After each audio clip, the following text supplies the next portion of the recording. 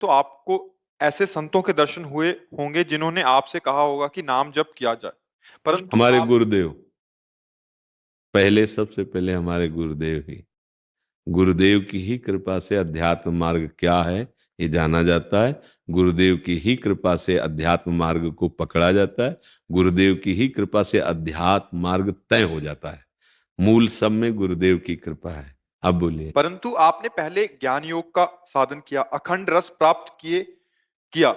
आपके वचनों में भी आया है कि पहली ऐसी बात थी कि किसी प्रकार का भी चिंतन ना रह जाए, परंतु वृंदावन आने के बाद आप भक्ति के रस में चले। मैंने स्वामी रामसुखदास जी महाराज जी के मुख से सुना है कि जीवन मुक्त ही असली भक्ति का अधिकारी होता है। आप भी अखंड रस से भक्ति रस में गए। तो जिन साधकों की विशेषता, अपनी बात ही करता हूं, भोगों के चित्त पर संस्कार हैं, वो आपने चित्त अभी भोगों। पूरा प्रवचन ठीक से सुना नहीं। किसका प्रश्न है? हाँ भी सही सुना नहीं होगा। जैसे गाड़ी मुगल सराय से चलती है और इलाहाबाद होते हुए फिर यहाँ मथुरा स्टेशन आती है, तो आपको मुगल सराय से चढ़ना जरूरी है क्या? यहीं से मथुरा से चढ़ लो, निकल लो। समझ में आया कि ले? जिसके चित्त महाराज जी भोगों के संस्कार चढ़े हुए हैं। भैया अभी तुम्हें पता नहीं है।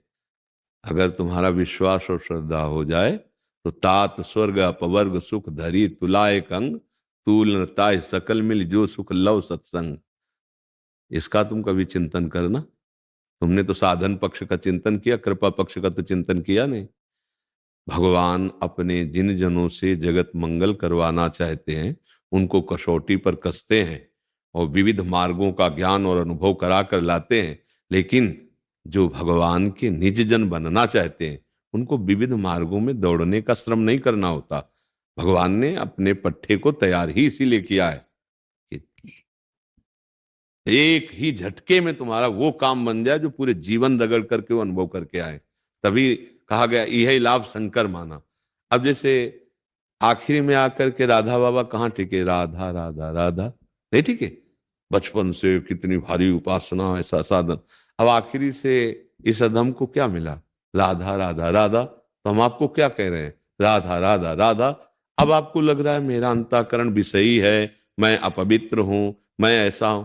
अगर हम अपनी जमीन किसी को दे देते हैं, किसी के नामे कर देते हैं, अब उसमें घास उगाए, बमूल लगाए, आम लगाए, पीपल लगाए, अब हमारा कहने का अधिकार नहीं होता। थोड़ी हम समर्पण की ऐसी वृत्ति लावें कि हमने गुरुदेव को, हमने प्रभु को अपना जीवन दे दिया। दिया नहीं वास्तविक, क्योंकि अहम है तभी विकार है। हमने दे दिया ऐसा मानना शुरू करते हैं, वचन की शरणागति, तब हमारी क्रिया में शरणागति उतरेगी और हमारे हृदय में उतरेगी। वो सब संभाल लेंगे। हमारे प्रभु का ऐसा करुणा में स्वभाव है कि वचन से भी कोई कहने लगे कि हे नाथ मैं आपकी शरण में हूं, वो संभाल लेंगे। हृदय विकारी होता है देहाभिमान के कारण, और हृदय निर्मल होता है भगवान की सन्मुखता के कारण। सन्मुख होए जीव मुझ जब वही जन्म कोटि अगना से, तो आपको साधु संग मिल गया।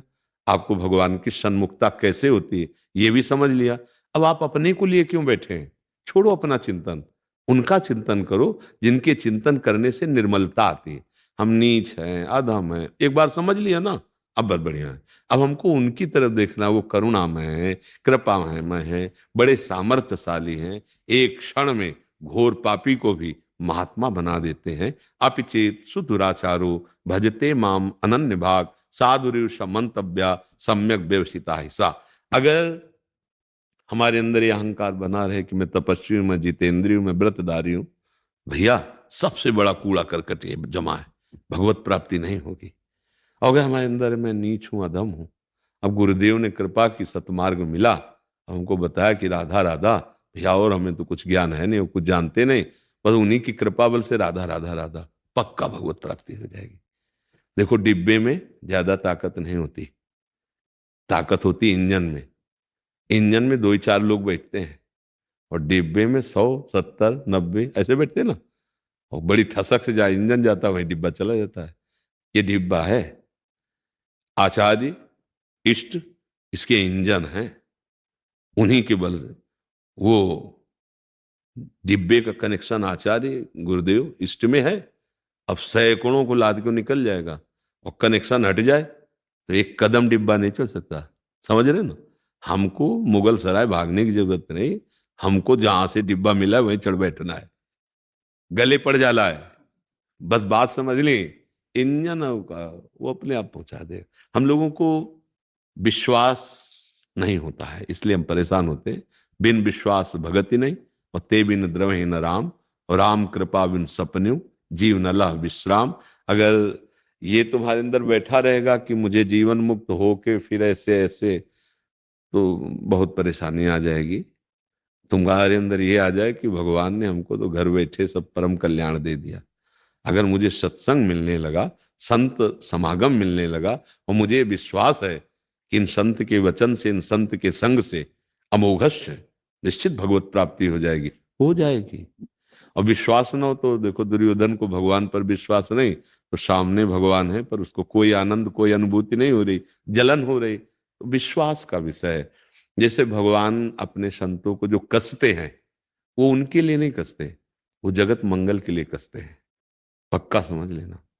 उनकी तपस्या, उनकी जितेंद्रियता, उनको कष्ट पे कष्ट दे करके ऐसे घनीभूत बना देते हैं, अब जाओ हमारे जगत का मंगल करो। तो वो तुम्हें थोड़ी करना है, वो जो कह रहे हैं वही करना शुरू कर दो, तुम्हारा हो जाएगा। क्योंकि उनको कसा इसीलिए गया है कि सबको उतनी मेहनत ना करनी पड़े, सहज में बात बन जाए। तो सहज में आनंद लेना हमें आता नहीं। हम लोग कुछ ऐसे दिमाग के आदमी हैं कि खूब मेहनत करें, पसीना चुआवें, फिर थोड़ा कुछ मिले तो उस पर गर्व रहता है, और ऐसे फ्री अगर दे दे तो बात समझ में नहीं आती।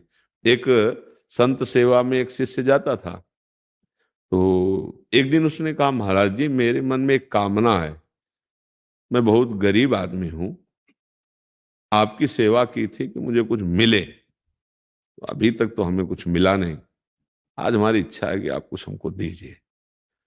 तो उनका, बेटा जाओ गंगा स्नान करके आओ, आज वो चीज देंगे जो जीवन में तुम्हारा परम मंगल कर देगी। बड़ा खुश हुआ, गंगा स्नान करके बैठा ला।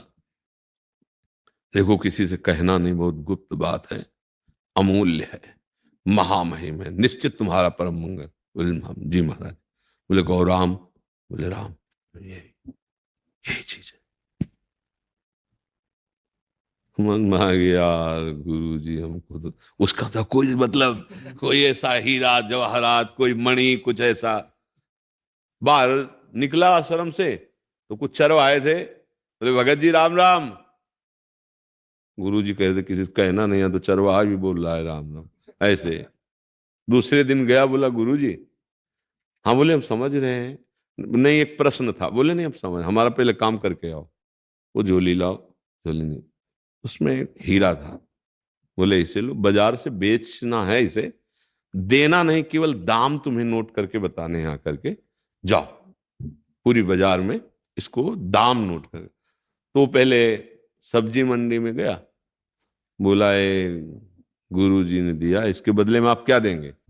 उसने देखा कुछ चमक रहा है, अब सब्जी मंडी वाला क्या जाने। तो उसने कहा 2 किलो आलू ले लो या 1 किलो बैंगन ले लो। कागज में लिखा सब्जी मंडी में 2 किलो आलू 1 किलो बैंगन, इसका दाम।